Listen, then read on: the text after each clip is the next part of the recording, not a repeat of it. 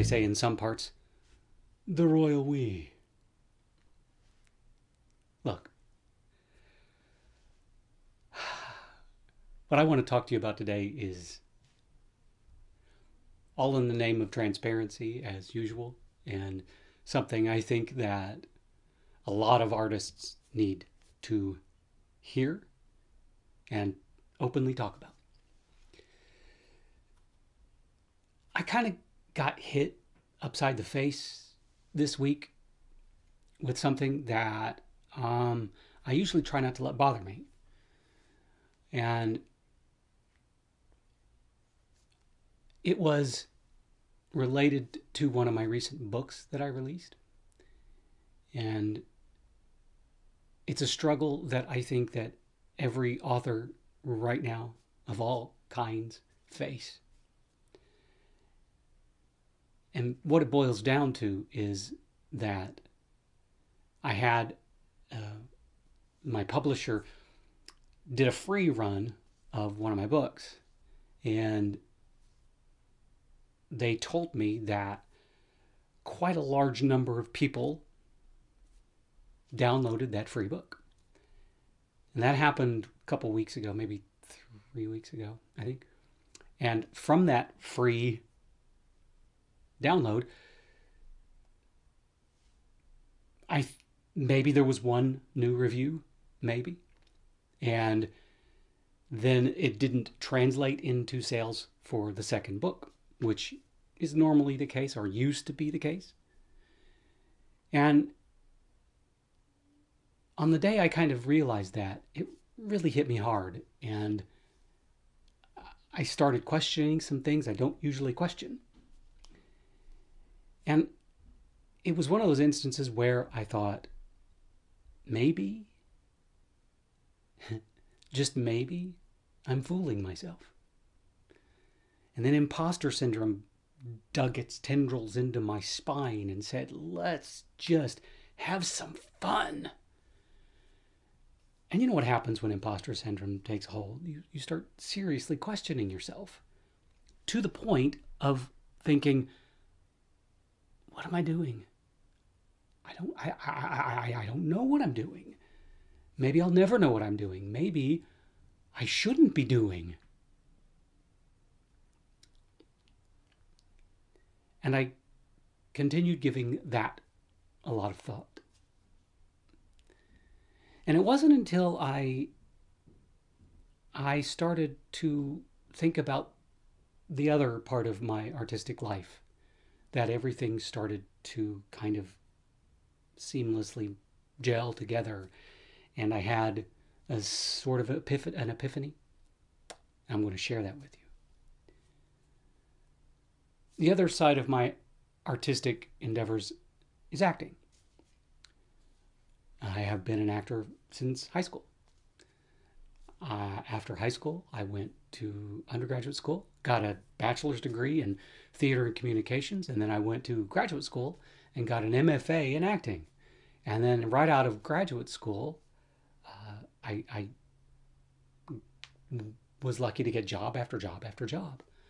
And every time I got a new job, I worked very hard at improving what I do and improving not just my skills on stage, but my ability to interact with the people within the realm of the job. So directors and stage managers and backstage crews and designers. And my focus became a constant search for ways to make me better as an artist. All the while, I saw other actors, and now I'm not saying one is right or one is wrong. All the while I saw other actors who spent a great deal of time chasing after their dreams. I would be doing a show at a very important and large regional theater with someone, very thrilled to be doing so. And I would see the people that my fellow actors who are constantly looking ahead and constantly chasing. And I realized that I couldn't do that. And I'll tell you why. Because when I am doing a show, when I'm in a job, if I am constantly thinking about the next job or finding the next job, I'm doing the current job a disservice.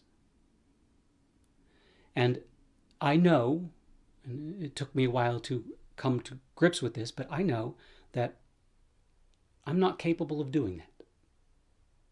I am an artist that has to give everything to that which he is doing at the moment, so that I know that I am able to perform at the level that is necessary. So I never spent a whole lot of time as an actor chasing that dream. Instead, I spent my time living that dream. I know that sounds a little cliche, but to me, that was what was important. Being in the moment and not just appreciating what I had at that moment, but making sure that that moment was as good as possible. Now, how does that apply to my writing career? Being a writer is very, very hard. There is no way around it. And it's not the act of writing. The act of writing for me is very easy. I dive into a book and it just comes out of me. I'm very fortunate that way. I don't have to struggle in the process of writing a book. Now, where the struggle comes in is to perpetually and constantly be improving my craft, finding new ways to grow and new depths to mine. And that's what I spend the majority of my time doing. Getting better at what I do and doing what I do. Now, what that means is I tend to neglect other aspects of this. I neglect the marketing and chasing the dream. And there are times that I struggle with that, and there are times that I'm okay with that. Majority of the time, I'm okay with that. Because for me, the important thing is being able to be the best be as good as I can, be the best at what I do. That is my goal. That is my journey, to become the best at what I do. So I can write stories for people that can transport them to other worlds and help them get through times of trouble like now. But the caveat to that is that I don't market myself very well, because I know who I am and I know what I need. And if I take that time, if I dip into my pool of time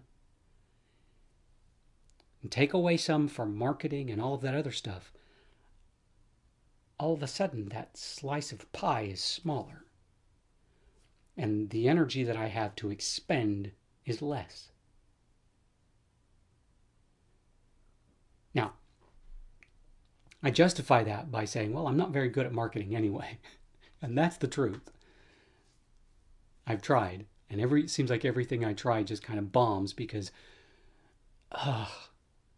it always seems to come out a little bit too esoteric or heady. But anyway, that's beside the point. So instead of chasing that dream of success, I live the reality. Success as a writer has almost become a unicorn. And that's hard. And it's also relative, because your idea of success and my idea of success are probably not the same thing. Now, I'm lucky. I'm a full-time writer. I write for a living. So I'm lucky. I know that. I'm very fortunate. But at the same time, I know my pitfalls. I know my weaknesses. And I also understand that addressing those weaknesses is, at least on one side of the coin, I don't know that that's ever going to happen. I mean, maybe it will. Maybe someday a light will go on over my head and I'll go, oh, that's the key to market my books. That is how I market my art. There we go. Bingo. Maybe that'll happen someday. But until it does, I'm going to keep doing what I do. I'm going to keep doing what I do best. And that is write fiction, write words. Because I know how easy that can spiral out of control for me as an artist. It's just like when I was spending all that time, when all of my artistic endeavors were focused on acting. And on those rare occasions that I would go, maybe I need to start schmoozing a little bit more. And then things would start to get out of hand and I would start becoming someone that I wasn't, and then it would start affecting my art, and I can't let that happen. To me, the art is the most important part. So I don't chase success. I live in the moment. And to do that, you have to come to some sort of understanding that it's probably going to take a lot more time to achieve any level of success because you're not constantly pimping yourself. You're pimping yourself to your muse, but you're not pimping yourself to consumers. So coming to that realization is hard, and it's not permanent. It is not. You will finally have that epiphany. You'll come to that realization. You'll accept it, that to you the most important aspect of this is the art and the creation of the art. And you'll feel this weight lifted off your shoulder because you no longer are worried about how many books you sell a day or how you can get onto this book list or blah, blah, blah. And then you'll start going along, you're going about your life, and everything's great. And then something will happen, and you will find yourself spiraling out of control into a pit of depression, and you'll think, I don't know what I'm doing. Why am I even bothering? And you'll live with that for a few hours or a few days or a few weeks. And then finally you'll go, whoa. I am letting that affect my art. And I can't let that happen. I don't know about you, but I can't not do this. I had someone once ask me, what if you never sold a book in your life? What if you couldn't sell a book, period? What would you do? And my answer was immediately I would keep doing it. I couldn't not do it. I have to have that outlet. Be it acting, be it writing. I have to have it. If I don't have it, then I don't have me. I am no longer who I am. I am no longer living my truth. And I have fought way too hard and way too long to have that truth. So for me, the only acceptable way to live is in the moment. And that's a hard way of life to not just not accept, but it's hard to actually do. Because most of the time you're either worrying about the future or you're kicking yourself about the past.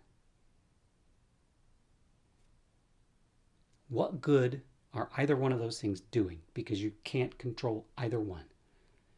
You can, however, control the moment. You can't really control it, but you can live it. And that's what I do. So when those moments come, those moments of doubt come and imposter syndrome taps me on the shoulder, I say, listen, look, I don't have time for you. Because if I give you the time that you demand, it's taking away from me getting better at what I do. And I live that every second of every day.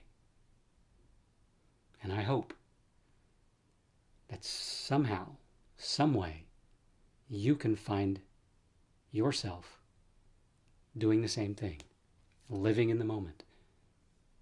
Stop. I know it sounds counterintuitive and counterproductive, but stop chasing those dreams. Chase the moment.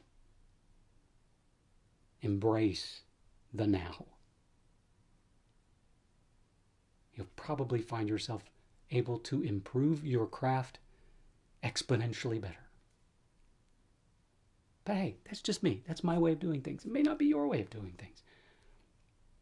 For you, maybe chasing the dream is a way to always ensure that you're getting better.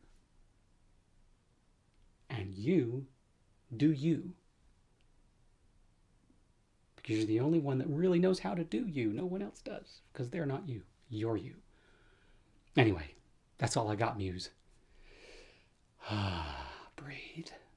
Breathe, Muse. Just breathe. Breathe in the moment. Breathe in the now. And everything's going to be okay, right? Why? Because you, Muse,